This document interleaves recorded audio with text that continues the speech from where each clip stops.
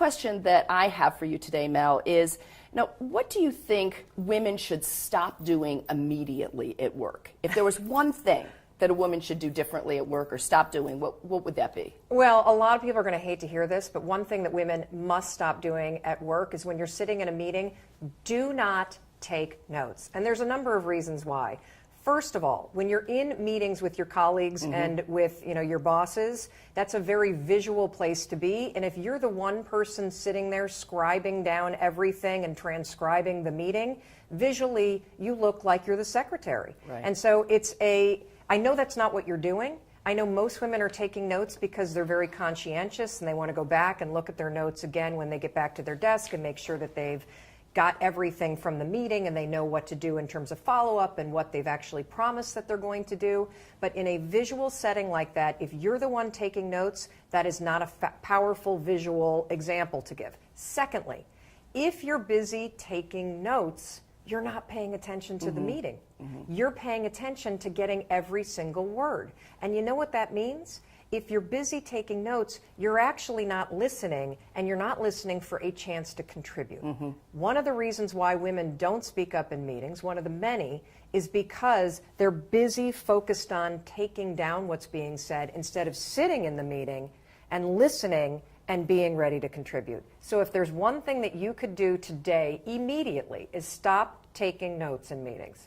What do you think that the impression would be of women in the workforce, women in a meeting, if they did that one single thing?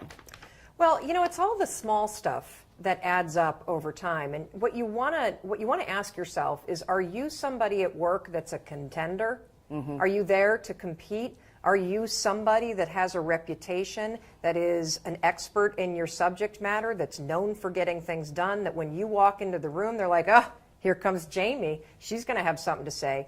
Or are you a helper?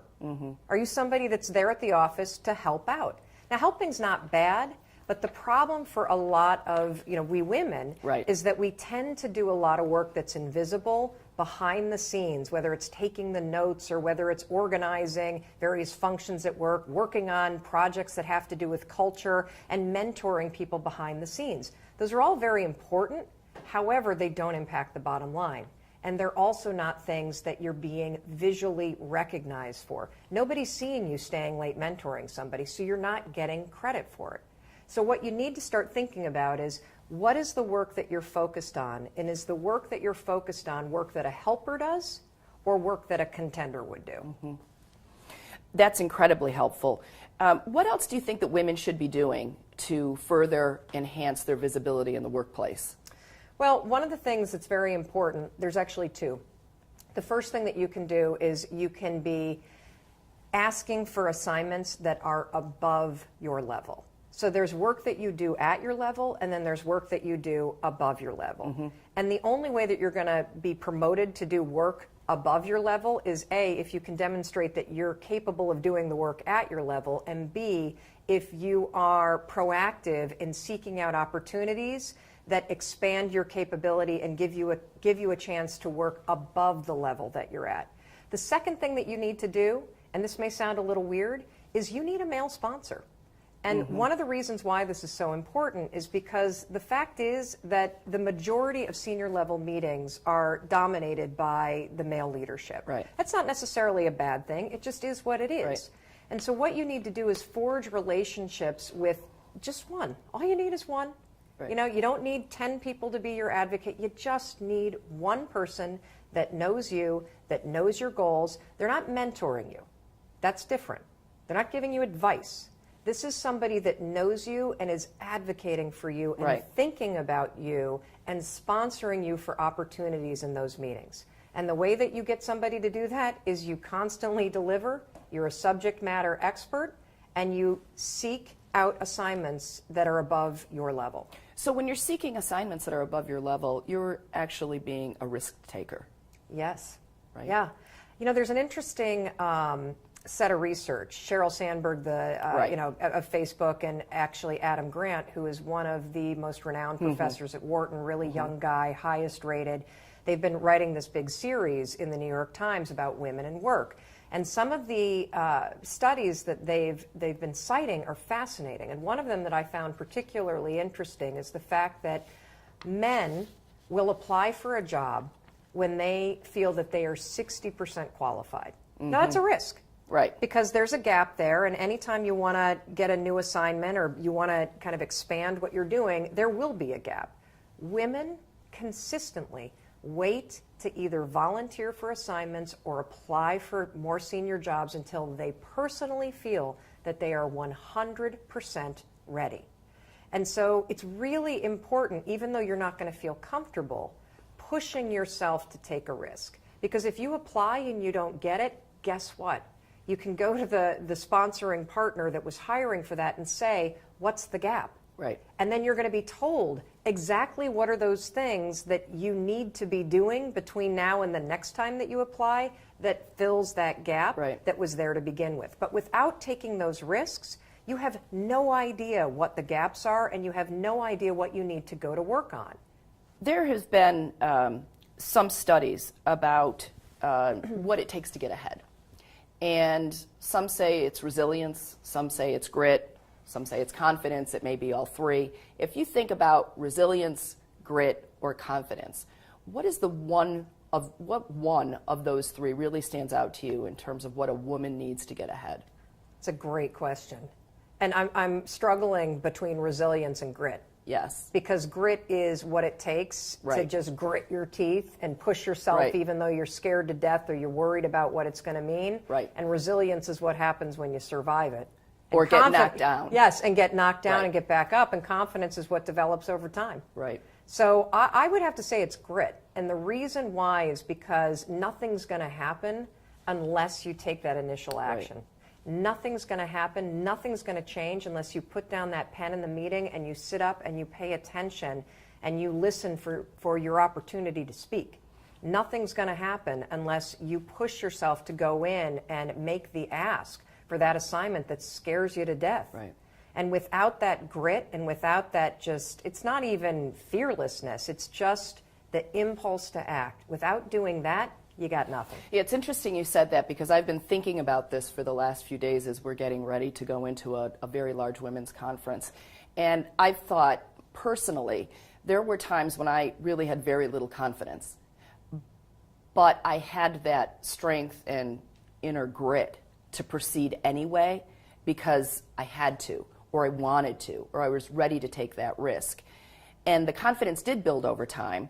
But there were many times when the only thing that got me through a particular area or a particular job or an assignment was that inner grit that it really takes to get ahead. Jamie, I'm so glad that you said that because one of the things that I love about working with women is we are natural problem solvers. Yes. If you give a woman a problem, she will go to hell and high water to fix it. Right. And the problem with a lot of us in the workplace is we play it so safe because we're afraid to disappoint people, we're afraid to get in trouble, we're afraid to lose our jobs, and then that's going to impact the family, that we don't push ourselves. Right. And the truth is, if you stick your neck out, if you summon up that grit and you act, even though it scares you to death, you got a problem. Right. And now you're going to fix it. That's right. And I've always liked, give me a barrier. Yeah. You know, put up a barrier. I am going to climb over it, I'm going to figure out how to get around it, or I'm going to charge right through it. And I think that that's one of the qualities that women bring to the workforce that is a little bit different than their counterparts. For sure. You know, one other thing that I think is really important, this is something that I've personally taken on in my work life, because I do two things. I work in a corporate setting, which is CNN, as an on-air commentator, and then I travel the world and do motivational and leadership speaking. And what I've taken on at CNN is this philosophy that there's room for everybody to succeed. And one of the things that I do believe is very important for women to just internalize is that there's no need to feel like you are in competition with other people. Particularly other women, I think. Particularly other women. Right. And the truth is, there, especially in a company as large as Lincoln Financial, but in any company, there is an avenue for everybody to be successful. The world is a very big place. And when you approach your work without that intensity that comes from competition and insecurity, like I'm going to beat out you, versus I'm just going to focus on me. I'm going to do the best job I possibly can. I'm going to show up. I'm going to do the work. I'm going to be an expert. I'm going to work above my level. I'm going to empower my team, and that's what I'm focused on.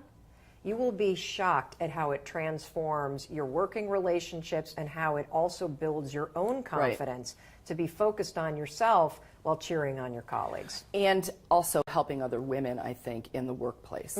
And I think that we are in a unique position to do that. While we do need a male sponsor, I completely agree with that. I do think that women are in a unique position to help other women figure it out, particularly younger women coming into the workforce. Well, one thing that you can do for younger women is when you're introducing colleagues to one another, when you introduce somebody, include one of their accomplishments. So as you're, this is Jamie, and she headed up the blah blah blah project, which was a really big deal. Da da da da da da. So I'm actually building you up in front of other people. What a great suggestion. Yes, rather than just, oh, this is Jamie. Yeah, she's the senior vice president. Blah, blah, blah, blah. No, this is something she has done that really commands respect. And by doing that, I've just built you up, and I've created a way in which this other person is going to listen to you differently. Right. That's a tremendous point, and I think that I'm going to incorporate it immediately. Do you have any other advice for women to take charge of their futures? Plan. It sounds so stupid. I mean, sometimes giving advice is embarrassing because it's so obvious, but I could sit here and literally give you the details of 11 different famous studies that talk all about the fact that people that take the time to write out a plan and write down 2 or 3 things that they're going to focus on, that they actually have between 30 and, depending upon the study, 60%, they're more effective at getting it done. Right. And one of the reasons why this is more important than ever is because you work in such a distracted work environment. Right. So if you're going to do something, so let's just give everybody the assignment. What are 2 things that you're going to do this year to raise your leadership game? What are you going to do to be a contender? And it could be that you're going to adopt a certain kind of mindset. It could be that they're going to stop taking notes in meetings. It could be that you're going to volunteer for certain assignments. It could be that you're going to take a course that ramps up certain skills that you know are a deficiency. You need to post that somewhere in your work environment so that visually you are reminded, because you'll forget. And if you were to do just that, pick 2 things that are going to amp up your leadership game and post some sort of visual cue, you will be more likely to change, and you'll be more likely to be more effective. What's so interesting about that is it is simple, but we would never work without a business plan. Never. We would never embark on any projects without a project plan. And yet we embark on our careers without that kind of plan in place. The other thing that I think is very important for women to do, and executives everywhere to do, is you need to ask yourself, am I working on the right stuff? And by stuff, what is important to Lincoln Financial and Lincoln Financial's bottom line, very different than what you might be working on. And there's no way that you're going to get promoted, and there's no way that you're going to be tapped for leadership roles unless part of what you're focused on in your day-to-day work is something that your company truly cares about. And if you're not working on the stuff that your company cares about in terms of their goals for this year, you need to figure out how to diversify your workload so that you are. Right. And stand up and be counted. Yes.